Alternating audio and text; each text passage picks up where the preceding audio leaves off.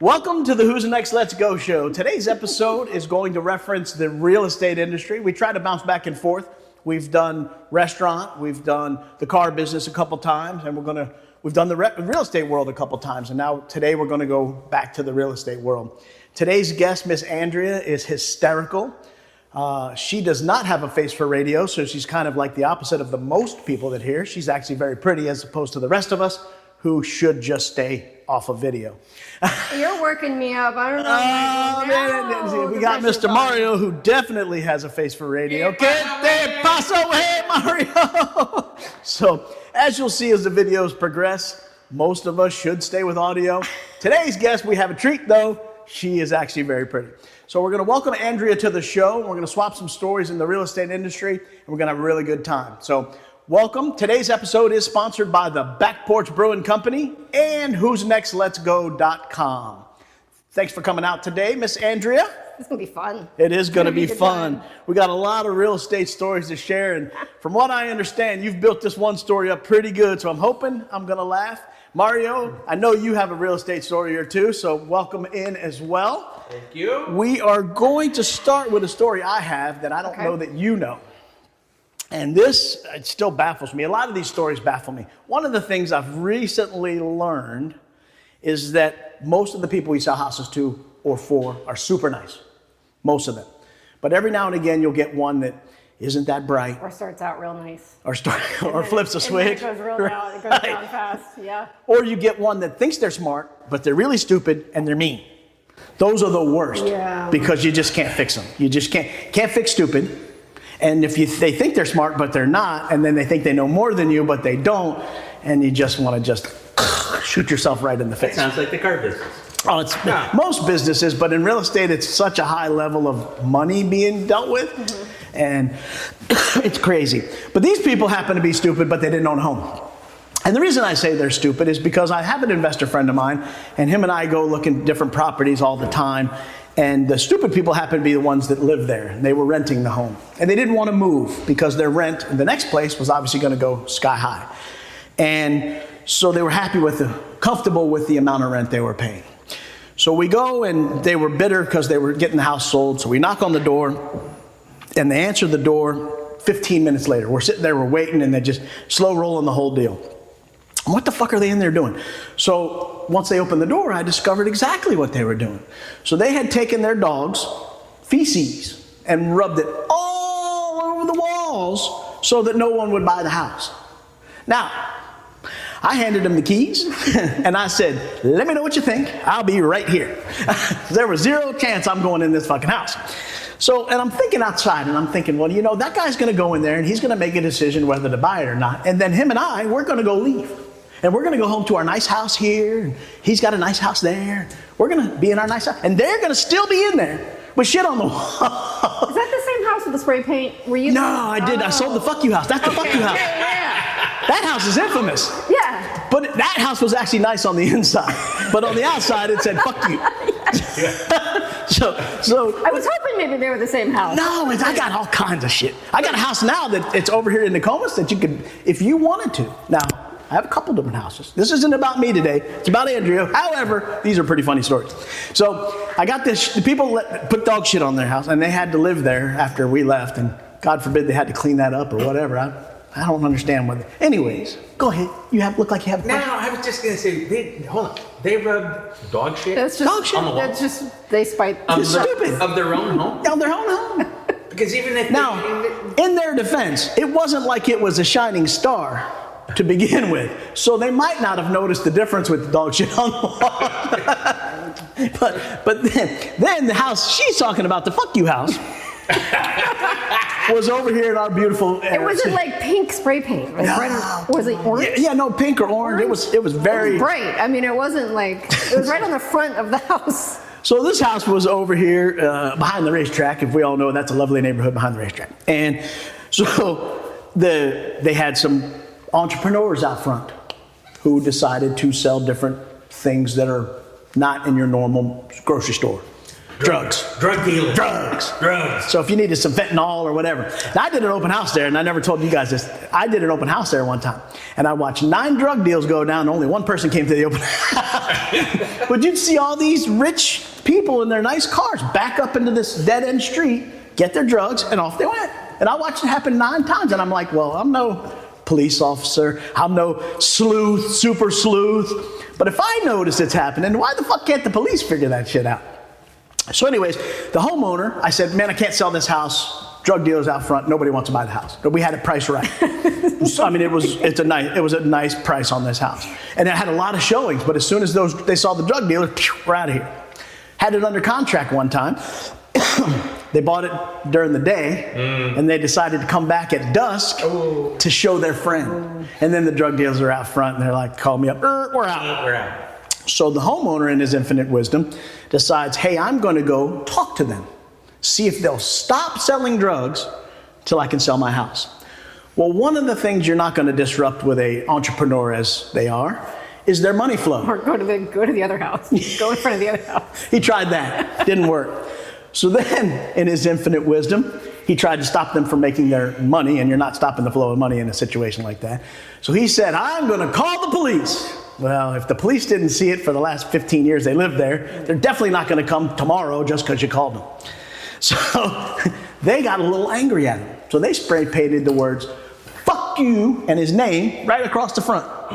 Right there. Of the owner of the house? Of the owner of the house, right on the front. Right. And I got pictures. Cliff, remind me. Mr. Cliff, remind me. I'm going to get those pictures to you. It says, fuck you right on the front. And his name.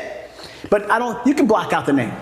Was the house under contract at this point or No, they backed out. So then I get a lady that calls me. She says, I'm a realtor, I got some people that want to buy the house. Great. There's only one way I'm going to let you see the house because we had taken off the market. They were going to paint it. Yeah. I said, there's only one way I'm going to let you see the house is if I can show up and be there with your people.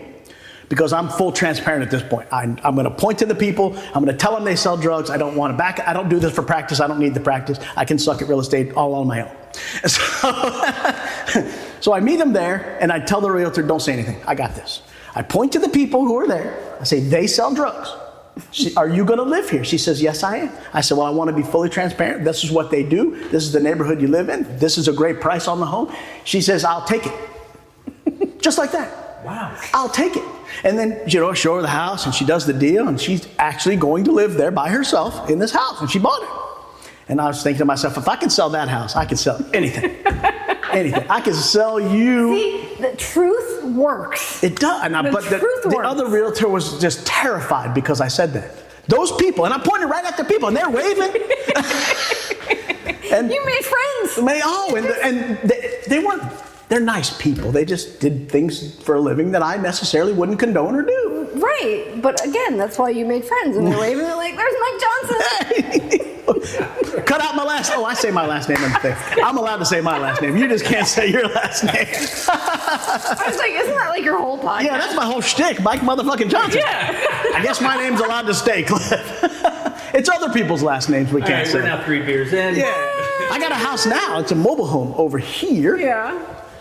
So you could get, what's the drug I was talking about? Fentanyl. You can get fentanyl at the last one. Over here is meth. Nice. So the people in this neighborhood, they don't have a lot of teeth.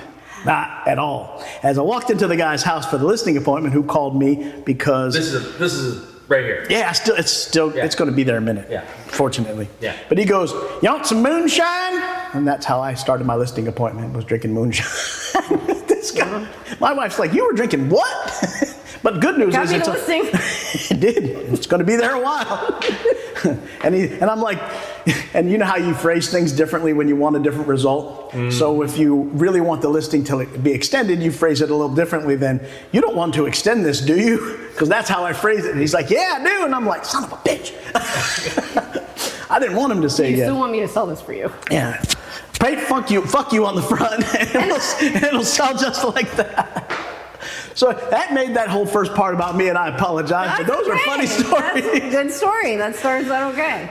Oh, what's the funniest story you've ever experienced? So I have a bunch, probably, but I have one that will always stand out for me. It was about 5 years ago. It was 2019. So it was right before all the COVID craziness. but we were still like in a good market. I'm one of those weird people who like working with lawyers. So I have a lot of lawyer contacts, probate, guardian, that kind of thing. I have one of those and get a lot of dead people's houses. And by the way, before you go any further, dead people do not complain. They don't. They don't bitch about nothing. And I like having the lawyers too, because there's no emotional attachment there. I tell them what the price is. They get it. The whole process is pragmatic. They trust me. I can't talk. You guys got me drunk again.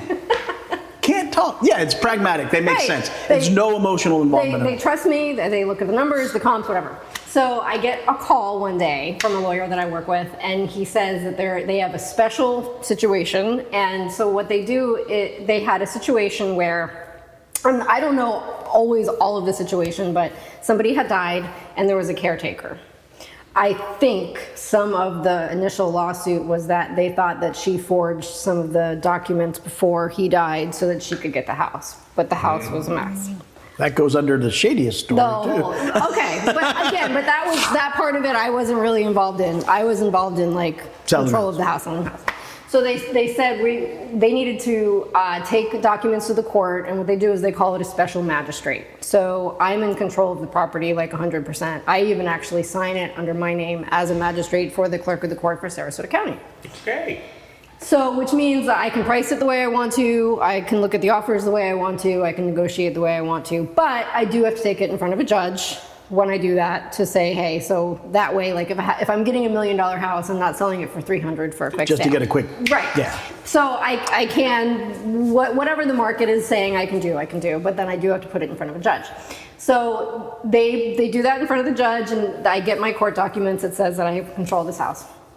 So I'm all excited because I'm like, oh, it's on a very nice street in Sarasota. It's a 4-bedroom with a pool. And again, 2019. So a little bit before the craziness, but still. So they had an old appraisal. And so I looked at the appraisal and I was like, okay, I hadn't seen the house yet. So he gives me the phone number of the woman who lives in the house with her 3 sons. This is now the caretaker. This is now the caretaker who's in the 3 house. sons. Right. Okay. So I call her and I tell her, hey, I'm the realtor. I need to come look at the house. So of course she doesn't want to move. She doesn't want to sell. So I've got my work cut out for me. So I talked to the lawyers. She's not giving me access. So finally I get access to it. I go in there and I'm like, wow. And actually, after I went into the house the first time, I called a realtor that I used to work with our company. And I said, this might be one I need some help on because I think these people are a little crazy. And so I finally get access to the house and I go inside, and I had found that after the current appraisal that the pipes had burst in the house, all through the house. So the pipes had burst in the house, and there was sewage that was coming up through the shower. But these people were living in it, right? These people were living in this house. So I'm talking to her, and because the pipes had burst, some of the appliances ripped out, some of the wall was cut out. So I was like, well, I need to price this thing to get activity to. And she wasn't really allowing that many showings. So we did one giant open house on a Thursday night from 5 to 8 or something like that. Never mind that turd, folks. Just sign right here, press hard for Oh my God! So of course, it was floating. So we go through the house with the other realtor that I had. We go through the house because when I first took the listing too, I think her sons were calling me kind of harassing. They were pretending they were other people. She didn't like the price I put on the house, all this other stuff. And when I started adding up, so it needed a new roof, the pipes had burst, you could walk through it and you could basically just feel yeah. I mean, it was so bad. They had pulled out, the dishwasher was out, the walls were cut out, and the sewage. And this house at one point was so beautiful that it was in a magazine, a local architectural magazine for Sarasota. And it had, the pool in the backyard was a grotto style pool. And you couldn't even tell there was a pool back there. They had old gym equipment thrown in the backyard, all this other stuff. So because of the price point of the house, when I held the open house, there was just people through all the time. So when we walked in for the open house, of course, I think the AC had burst that day because there was water coming, and I walk in and I'm like, well, that's one more thing to add to everything. Time out. Sorry to interrupt. So you have no AC. The AC was off. And sewage going through the house. Raw sewage coming through the house. What time of the year was this? I think it was like August or September. Oh! It may have been like around September of 2019. Oh, so you had heated up raw sushi. Right, and so you could also look up at the air vents, and because of the air vents, you could see the insulation like hanging, so you knew that there were rats up there too. So there were rats up there. Critters. And then when we walked into the laundry room, there was a palmetto bug that was like 5 inches long, right on the wall, and it was just like that. So we get through that, and I say, look, I'm just gonna have to do like one big open house because you're not gonna let people in. There's no lockbox. I mean, and she didn't want to leave. She was like refusing to leave for the show. Fuck, I wouldn't have been able to get in there fast enough. I've been No, she was like, and she thought the house was worth so much more. So she kept telling me, where the story really starts to get good is she kept telling me that her boyfriend was going to buy the house for her. And I said, okay, that's cool. Just have him send me a contract or call me, whatever. Well, he's very busy because he's famous. So I was like, this is going to okay. take a wrong turn quick. So I said, okay, so we're going to do an open house like tomorrow or whatever the day was. We're going to do an open house. And so we do the open house, and I quickly realized who she thought she was engaged to, because I actually think I'm pretty sure she was being catfished, because she even showed me pictures of like a. For us old people, what is catfishing? So somebody makes a fake account as Bradley Cooper and starts sending it to some poor person who thinks that Bradley Cooper is. But they put I get messages from Brad Pitt all the time and Johnny Depp and all kinds of weird stuff. So it's just it's basically like she was getting catfished. So I said, okay, we're gonna do an open house. So we get there, me and the other agent that I pulled in, and the house is like not at all ready at all. And people start coming because, like, how do you make a house like that ready, though? Right, you don't.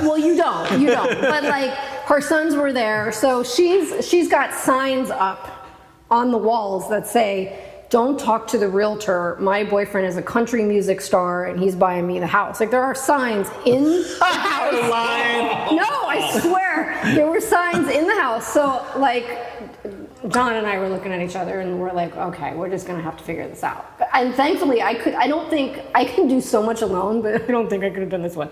So one of the sons had this pit bull that was like nasty and growling, like not your friendly, cute pit bull. This dog was aggressive. So we're like, the dog's gotta go. So he leaves with the dog for like 30 minutes and then comes back and says, can I come back and get my dog? And I'm like, no, we're still. So he decides that he's just gonna like be on there. He slams the door and he's on the front lawn. He's like, these fucking people, I'm gonna fuck everybody up. And he starts yelling and people are walking through the house. So then the other son, who like decided I got questions, so I'm writing them down. Okay. Keep going. So then the other son who decides real quick that he's just not gonna come out of the bedroom, he's just gonna be getting in there getting high. So we're like, okay. That was my question. So we're like, the dog's got to go. Like that, I don't care what else happens. The dog's got to go. If that dog bites somebody, we're all going to be in a lot of trouble. So he finally leaves with the dog after he just is on the front lawn yelling for like a couple of minutes. So then John and I realize that there's people walking through the open house and they just disappear. And we're like, well, they're in the other son's room smoking a blunt. Yeah. You're lying. I swear. You called it. So then we're like, so finally, because we're like, when the people come in and I'm talking to them and I tell them, I'm like, look, their signs up, just, and then we realize that she's also walking around talking to people about her country music superstar fiance or whatever. And so they come over and they start asking me questions and I'm answering the questions. And then we realize that the people that we were talking to, like, they come walking out of the bedroom. Stone as a bat.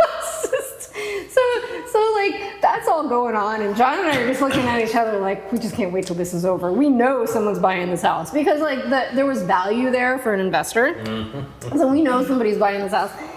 So like we go through all that, and then we realize, so there was also things that were in the house that were furniture that were kind of part of like the estate. But so she just also decides that she's just going to start selling stuff to people that are walking through the open house. So like someone's going, oh yeah, I'll buy that bench for $50, and I'm just like, I can't even believe it. So it turned into a garage sale. Turned into a garage sale. So did you have snacks for your open house? No. Because the people coming out of the room. With the snacks and the palmetto bugs would have been like totally Well, perfect. no, the people coming out of the room high would have loved the snacks on their way. No, I didn't really think that far ahead. You didn't. You got to provide for the people getting high. See, shame on you as a realtor.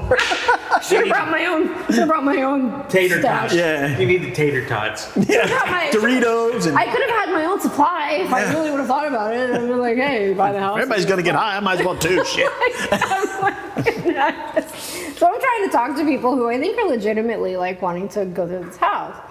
And in the meantime, like the one son's, that son's like at least gone because he was yelling, and the other son's getting high, and then the woman's walking around talking about her country music superstar boyfriend, and don't talk to the realtors because he's gonna buy her the house and whatever. So because the people that were living there were so, I wasn't sure what they were gonna do. So I also had the lawyer write this long, because I had 5 or 6 offers on it, I think. That was like before multiple offers was kind of a thing. And I was like, okay, you can deal with all of the pipes and all this other stuff. And so once we got it under contract, and I had one of the lawyers drop an addendum that stated I'm like, look, I don't know what this woman's gonna do. She may sell all the appliances day of closing. I don't know what you're gonna get. You could get anything. So we go through, we go in front of the court. She tries to argue, because she even got some of the proceeds of the house. And because they couldn't prove all the other stuff. Well, then that just goes back to the stupid people. You should have fixed the house up. You're going to get some of the proceeds. Make it look nice so you get a little more money. There was none of that. I mean, she thought she was engaged to a country music superstar. Oh, please tell me they don't know country music. I got to know. Please say. She thought it was Tim McGraw. Oh, yeah. Wait, time out. I'm leaving Faith. Okay.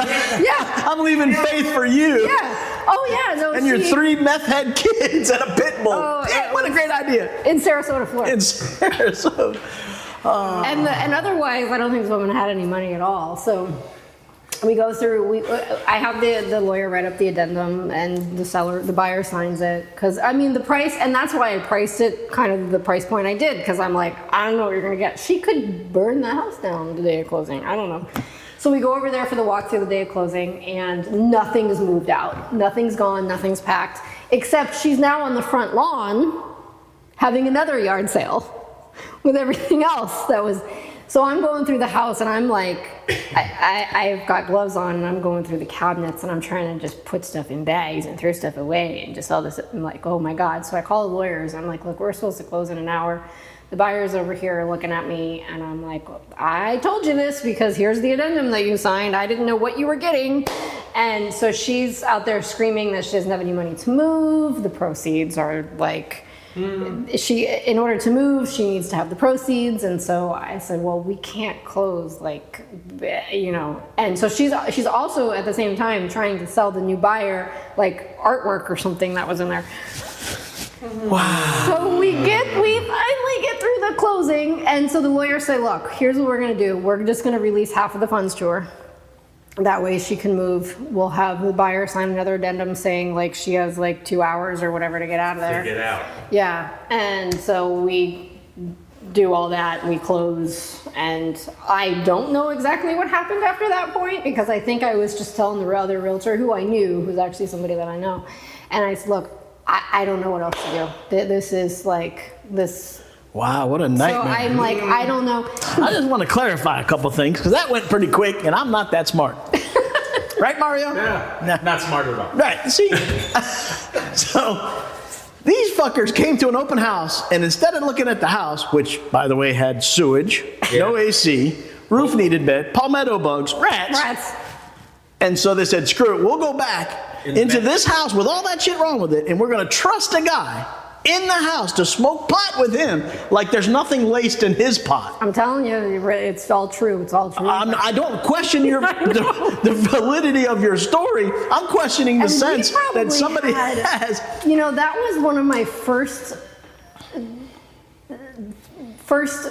things of multiple offers, craziness at the door. That was just, we went through that in 2021 or 2022. Yeah. We knew we put something in MLS and we're getting all these calls. That was one of my, even though I've been in real estate for a long time and I've been through craziness, that was one of my real first. Wow. I mean, we probably had, I think we did it from like either 5 to 8 or 6, something like that. It was a couple hours on like a weeknight, because that was the only night she allowed us to do it. And we had like 20 or 30 people through at that point. So that was right at that, like you said, right before the craziness started. And then we get into I'm in my car as a buying agent, Right. writing offers on the computer, and I'm waiting in line to see the house. Yeah. Because you've got 40 realtors in line to see Yeah. these houses. So I'm writing the offer up before I can even get in the Yeah. car. Before you can see the house? Before you can even see the house, you're writing an offer because they're going to buy it. So then as a listing agent, you're like sitting there going, yes, Yeah. I got a listing, because they were few and far to come by. I sold my own house during that time, and 60 people came through my house, the Yeah. one over on Lakeshore near you.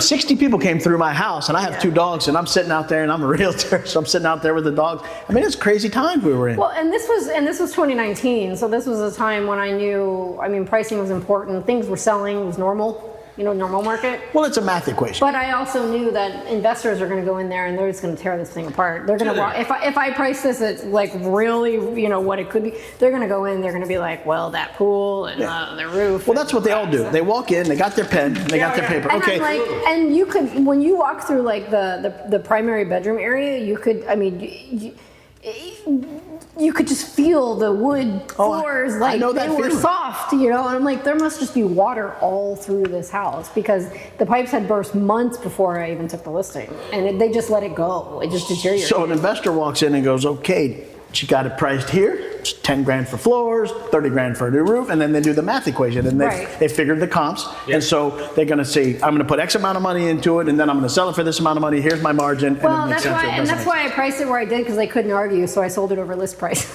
sense. Yeah, that's another methodology. Right. There you go. And they people couldn't compete. argue. They knew. They go, okay, well, here's what I could do if I do this, or I could rent it, or if I fix it up and do. So I did that because I didn't want to be like the investors that wanted. I'm guessing today, whoever bought it has turned it into a nice house. It's beautiful. I've seen Someone probably flipped it. Yeah. They decided. Well, this was probably 2 years ago. I think they followed up with me, and it looked like they had renters in there, like they had done it as a rental. They'd probably get a pretty penny for it if you fix it up. It was a beautiful house. It was just really sad to see like that deterioration of not being taken care of. So that's when we learned as realtors how to do the terms highest and best do buy. Yeah, and that's exactly what we did, and that was. And you'd have to do a spreadsheet to get all the offers together, and then you'd have categories like cash, FHA. Yeah. If you had an FHA or VA, you might as well not. Well, even that house wasn't doing even conventional. Oh no, you were. I was like, look, I don't know. All she tells me is that there's sewage that every now and again comes up to the shower. I don't know where it comes from. I don't know. The pipes are broken, but this is what you're getting. So. But my good country star boyfriend Tim McGraw is getting ready to write a check for it. And the good thing is, a lot of the good investors, that doesn't scare a lot of people. They're like, I know how to, I've got really good resources. Oh. I know how to do it for the right price. That scared me. I got a guy that goes, the shittier the better, and he goes in these houses, and I won't even walk in some of these houses, and he'll lift up the carpet, and this is a guy, pretty wealthy guy, and and I'm like, how do you do that? I'm out, 0 chance. And he bought one that had mold in it in Venice. The hurricane got the roof and had mold in it. And he went in and made it does great work, made it a beautiful home. But he was in there no mask or nothing. And I'm like, bro. They're just, some of those guys were like, this doesn't scare me at all. So usually I ask 3 people, the funniest, the shocking, and the shadiest. And that had all 3 right there. You just encompassed the whole damn show with that great story. That's crazy. That is crazy. And I still am baffled by somebody who's willing to smoke pot with somebody who lives in a house like that. And if they were sharing a bong, you're hitting a bong after this. I don't know exactly what was going on, because I was just like, I just want to sell this house and go home. God, that's crazy. And I've seen some shitty houses. But That it sounds was pretty like, disgusting. John and I were looking at each other like, where'd that one guy go? And we thought maybe he had just left, and like 10 minutes later he comes walking out of the bedroom. Wow. Like, okay. So I was going to say, well, one of my questions for you was going to be, what's the craziest shit you've ever seen? That's like drugs or sex paraphernalia or something like that. But that story had it all. Yeah, it was good. It was good times. Wow. It was fun times. Does Tim McGraw know he owns a house in Sarasota? Well, he didn't. He decided to not buy that. He backed out? He Back down did. the last minute. Faith was going to shut it down. Faith shut down the mistress deal. Yeah, she shut down the mistress in Sarasota. Wow, Yeah, crazy definitely. stories. I appreciate you coming out. That's What do you know, say to and that? sometimes these stories are like, for me, they're those situations are fun. They're learning experiences. I think I like that. They're challenges, so you know they kind of get you to think a different way or to, you know. How many times have you walked into a home, and I do that, it happens to me quite a bit, and not so much anymore, but when I first started this, I started in 2018, so I haven't been doing it nearly as long as you have. But when I first got into this, we all have a certain standard of living. And when I walk in some of these houses and I think to myself, how can people live like this? Yeah. And then they say, have a seat. No, I've good. had hoarder house listings before.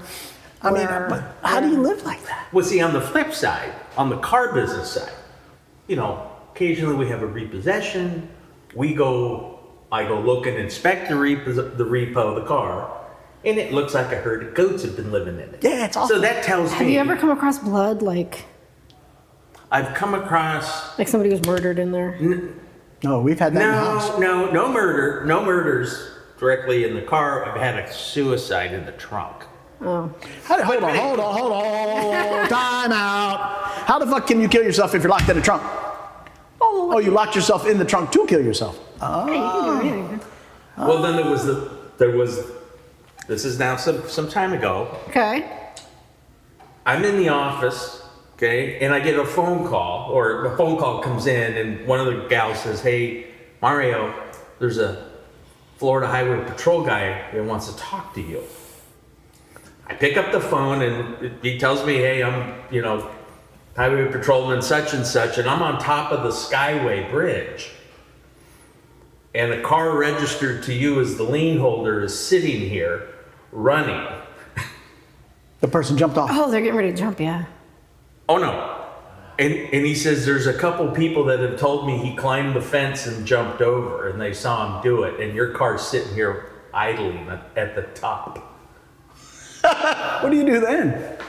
Well, I didn't get another payment, Well, no, you got the car back. but I got the car back, yeah. He says, "I'm gonna tow it unless you come get it." You couldn't get there fast enough. He probably towed it. No, he didn't tell. He says, "Do me a favor, shut it down, and we'll go get it." And we went and got it. See, now, in a situation they're- like that, I have a lot of yeah, questions for the like- patrol officers. Like, I'd ask, well, did anybody see if he did a swan? Did he cannonball? Was it a tuck and roll? I got to know stuff like that. I'm just telling you that you don't get, Do you understand when you do that? And people who do it understand, but they can't tell us because they died. But apparently it breaks every bone in your body, and it's the Yeah. most painful way to go when you jump off the Gotta skyway. be. I mean, I can't even imagine. So anyway, that was, yeah. not a real estate story, but pretty shocking. Not a real Do you know in the state of Florida, you don't have to tell people somebody died in the house? Yeah, I know. You know, it's still a 3-bedroom, 2-bath house. I took Emily to a house one time, and the lady died in the bed.